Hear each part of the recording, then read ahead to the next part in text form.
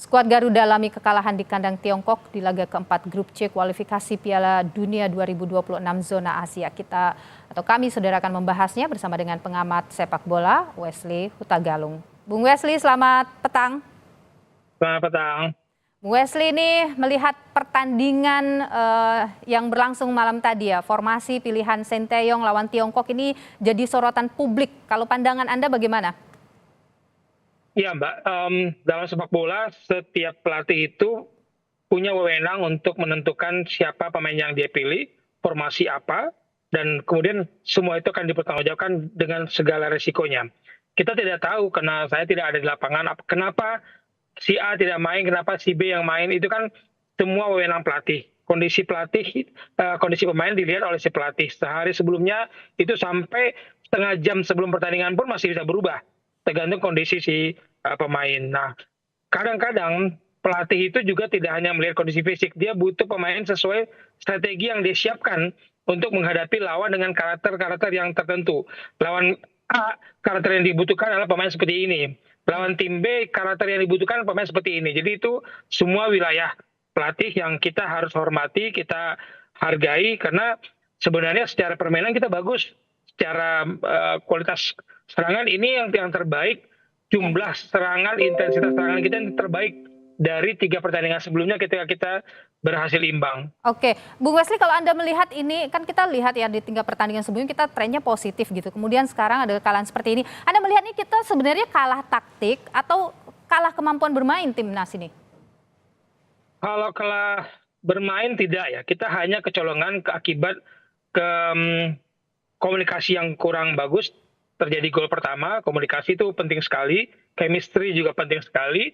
Lalu yang kedua mungkin kita lengah dan bola diberi penjagaan kita kurang baik, melihat posisi lawan itu penjagaan yang sangat lemah, gagal perangkap offside, tapi kita tidak berada di belakang lawan, itu yang berbahaya ketika menghadapi serangan balik. Saya pikir kelemahannya di situ. Secara intensitas serangan kita bagus. 14 kali kita berusaha melakukan tembakan, ini yang paling banyak. Sebelumnya kita tidak sampai 2 digit, paling banyak itu 8 kalau salah di lawan kita menghadapi Arab Saudi. Setelah itu lawan Bahrain kita hanya punya 5 tembakan, meskipun 5-5-nya on target. Nah, ini kita punya 14 tembakan, 6-nya on target dan 1 menjadi gol. Oke, ini kan kalau kita lihat ya, Sinteyong juga mengatakan ya bahwa China ini atau Tiongkok ini bermain bola panjang begitu ya. Kalau Anda sendiri bagaimana melihat taktik dari Tiongkok ini? Lawan Cina dengan lawan Arab Saudi, lawan Bahrain, lawan Australia pasti berbeda. Secara teknik kita, secara taktik kita memang melihat Cina yang paling lemah dengan kekalahan mereka kemarin 3 pertandingan sebelumnya. Dengan kemampuan mereka mencetak gol juga, kita lihat 2 gol sebelum mereka menghadapi Indonesia, kan mereka hanya mencetak 2 gol dan 1 gol bunuh diri. Sebenarnya kita cukup percaya diri, kita confidence lah. Kalau kita bermain akan mendapatkan 3 poin dari Cina. Dengan gaya bermain apa yang Cina mainkan, ini saya pikir yang sudah harus dicermati oleh tim Sinteyong, tim pelatih kita, bahwa Cina tidak mungkin bermain meladeni kita dengan penguasaan bola. Pasti mereka menghadapi serangan-serangan balik karena mereka kalah kualitas di lini tengah. Harus kita akui kualitas lini tengah kita, pertahanan kita sebenarnya lebih bagus daripada Cina.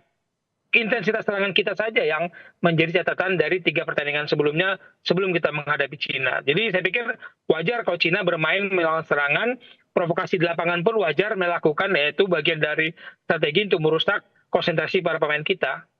Oke, begini, ada juga yang disoroti oleh publik adalah soal pemain-pemain yang diturunkan oleh Sinteyong. Misalnya Tom Haye ya, ini yang baru diturunkan itu di babak kedua. Ini juga dianggap berpengaruh begitu. Dia menciptakan gol di babak kedua itu. Bagaimana Anda melihat sorotan soal itu? Tadi saya sampaikan bahwa pelatih itu pasti punya alasan pemilihan strategi. Dia mencari 11 pemain terbaik untuk menjalankan strategi dia, tapi tidak hanya itu, dia harus meracik strategi bagaimana mengeluarkan kemampuan terbaik seluruh pemain yang diturunkan agar menjadi satu kesatuan chemistry yang bagus. Nah, mungkin tim Haye memang disiapkan jadi senjata babak kedua. Meskipun kalau saya pribadi, saya sangat suka kalau tim Haye bermain dari awal, di belakangnya dikawal oleh Nathan maupun Ivar Jenner. Saya sukanya 3 pemain itu bermain sejak awal. Tapi kan pelatih punya pilihan sendiri, punya alasan sendiri kenapa pemain A cadangan, kenapa pemain B baru dimainkan babak kedua. Jadi Oke.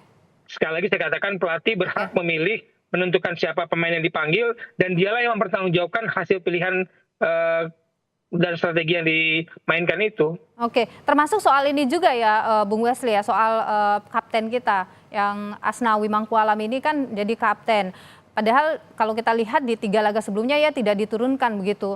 Anda Ya. sendiri menilai itu berpengaruh juga soal kapten ini? Harusnya tidak ya, karena sejak awal memang tim kita ini kaptennya adalah Asnawi. Dengan formasi bahwa Sandy Walsh yang memainkan di bek kanan bukan Asnawi dari kemarin. Tapi ketika dipercaya, kita tidak tahu ada kondisi apa dengan pemain lain yang berposisi kanan. Apakah memang Asnawi dibutuhkan karena kecepatannya, karena kemampuannya melakukan serangan balik untuk mendobrak pemain Cina? Ini kan strategi yang disiapkan oleh Sintayong. Kalau tidak berjalan, ya sudah pasti akan dievaluasi dan lakukan pergantian. Dan itu dilakukan di babak kedua. Meskipun banyak orang mengatakan, kenapa nggak ini, kenapa nggak gini, kenapa Itse sudah terbukti sebagai kapten bagus buat tim. Sekali lagi saya katakan kita boleh mengandai-andai, tapi pelatih lah yang tahu Ya. kondisi terkini dan situasi, dan dia mempertanggungjawabkan semua pilihannya itu. Baik, ini tentu kan ya kalau kita lihat PSSI juga mengatakan ada evaluasi tentunya. Tapi kan kita juga menatap ke pertandingan selanjutnya dengan Jepang begitu. Kalau Anda melihat peluangnya bagaimana dan apa saja yang perlu kita persiapkan untuk menatap positif gitu di pertandingan selanjutnya? Ya, di grup C ini situasinya masih terbuka, sangat peluang kita masih terbuka. Begitu Jepang diimbangi oleh Arab Saudi, saya yakin mengatakan bahwa kita bisa mengimbangi Arab Saudi. Kenapa kita bisa juga mengimbangi Jepang permainannya seperti yang kita siapkan, dan kita menjadi tuan rumah lawan Jepang dan Arab Saudi. Kembalikan kepercayaan diri para pemain, harus ada pasti evaluasi, tapi federasi, ketum, PSSI, siapapun boleh mengevaluasi, pelatihlah yang tahu situasi dan strategi yang dibutuhkan untuk menghadapi Jepang dan Arab Saudi. Karena situasi di grup C sangat terbuka, masih peluang kita masih terbuka untuk lolos ke babak berikutnya. Baik, Bung Wesley, terima kasih sudah berbagi pandangan di Kompas Petang. Sehat selalu. Baik, terima kasih.